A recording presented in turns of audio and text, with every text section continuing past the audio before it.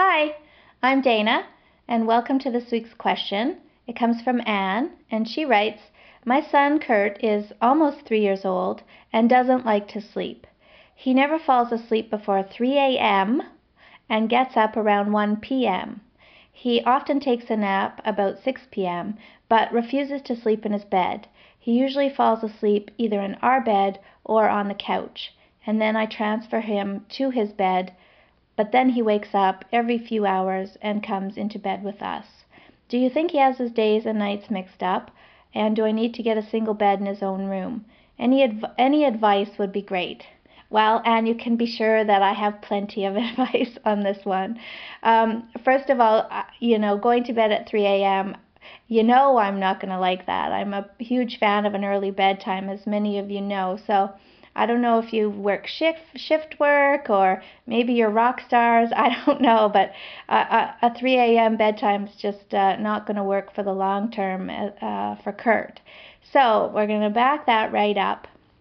I'd like you to stop offering him a nap at 6 p.m. Okay, so let's just start with day one. Let's say he sleeps until 1 in the afternoon, and now you're starting a new routine with him, so he is not going to take a nap at 6 p.m. You're going to keep him busy, offer him supper around 6 p.m. And then around 7 o'clock, I want you to start a bedtime routine. And the nice thing about his age is that you can make this interactive and you can make this a fun thing for him. I want you to write up a bedtime routine and show it to him when you're talking about it. I want you to start with a bath about 7 p.m. till about 10 after 7. Then he gets his pajamas on, and then he brushes his teeth, and then he has 2 stories, and I want you to read the 2 stories in his room, but not in his bed, okay? Because he has a bit of an association between sleep and you or your husband. I don't want you to actually crawl into his bed with him. I want you to do it in a chair or even sit on the floor, and I want you to read 2 stories, and then it's bedtime. So into the bed he gets, the lights go off. Now you can set up a bit of a reward system for Kurt as well, where you could make another separate chart that says, Kurt sleeps all night in his own bed.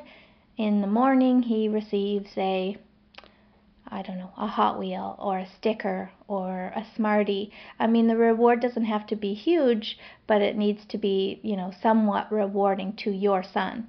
And that might give him a little bit of incentive to follow along with the new rules and be a bit more cooperative. So once he's in bed, and I'd like to see him in his bed by 8 o'clock. So but by the time bath starts and stories are done, it's now 8 o'clock, lights are out.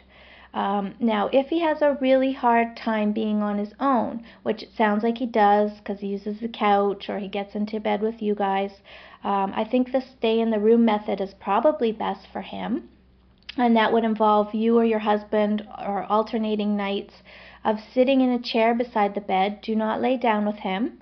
Okay, he may not get out of bed. He has to stay in his bed. He has to be quiet. Those are the rules. You will stay until he's asleep, but he has to be cooperating, which means he has to be laying down and he has to be quiet. If he's not doing those things, he's getting up or he's talking, trying to engage you, then you give him one warning that if he does not cooperate, you're going to leave the room, and then you'd stand up if he doesn't, and you'd walk out of the room. You're going to close the door behind you for 1 minute, okay? And that's just sending a message to your son that you mean business about this. He has to cooperate or you're going to go. After the minute, you return to the room, go back to the chair, sit in the chair. If he's not cooperating, you give him his one warning. If he still isn't, then you leave again, and now you leave for 2 minutes. And each time he is testing the boundaries or not cooperating, you're going to leave for a minute longer each time, okay? It's not that you're never coming back. It's not that you're, letting him cry it out. It's just that you're giving a consequence to behavior. So he doesn't cooperate, you leave. He cooperates, you stay. Very simple. Very clear in black and white for his age group, which is so important. Okay, and you're going to stay until he's asleep, and then you're going to go, and every time he wakes in the night, you're going to return to the chair, and you're going to sit beside him until he falls asleep. Now this is just in the short term. You're not going to be doing this every night.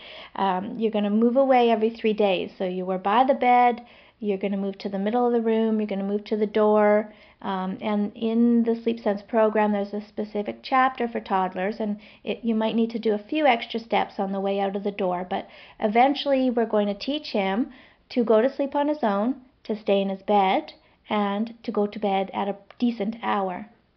Okay, now it's going to take time for his body to adjust to these big changes because he's used to going to bed quite late and sleeping quite late into the day. So on the first night, let's say by the time everything's done, he's asleep by 9 p.m. I want you to help his clock along a little bit by waking him up at 8 a.m. the next morning, okay? So at 8 a.m. you would open the door, wake him up, and then start your day with him. No nap throughout the day, so he's going to go right from 8 a.m. until his 7 p.m. getting ready for bed. If he fell asleep for 20 minutes in the car on the way home, that's okay, but as far as an actual nap is concerned, we're not going to bother with a nap for him because of his age. And then same thing the next night, same thing. And it'll take about a week or so for his body to adjust to these changes and to realize that there's some rules around bedtime. But if you're very clear and consistent with him, there's no reason why he can't be falling asleep in his own bed at an 8 o'clock bedtime. Okay? So that's what you need to do, Anne. Thanks for your question, and sleep well.